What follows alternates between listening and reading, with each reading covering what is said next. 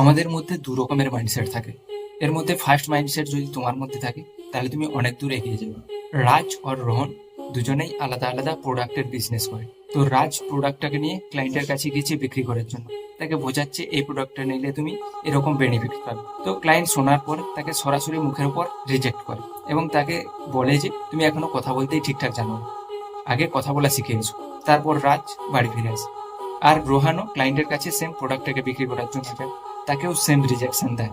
রাজ রিজেকশনের পর কথাগুলো নিয়ে গভীরভাবে অ্যানালাইজ করে এবং সে কমিউনিকেশনের উপর কাজ করে এবং সে শেখে, বই পড়ে, মানে নিজের উপর গ্রোথ করে।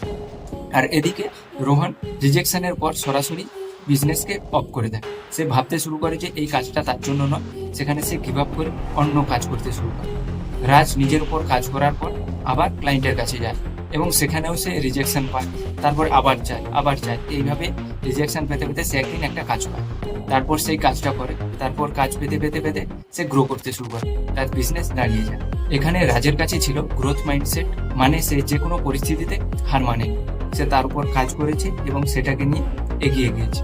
আর রোহানের কাছে ছিল ফিক্সড মাইন্ডসেট, এখানে সে হার মেনে সেই কাজটাকেই গিভ আপ করে দেয়, তারপরে অন্য কাজে যায়।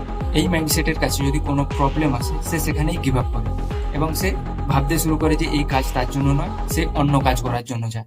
এই রকম মাইন্ডসেট যদি তোমার কাছে থাকে যে যে কোনো প্রবলেম আসা মাত্রই তুমি গিভ আপ করে দাও, তাহলে তোমার নিজের ওপর কাজ করার দরকার আছে। ভেবে দেখো তুমি কোন মাইন্ডসেটের অধিকারী।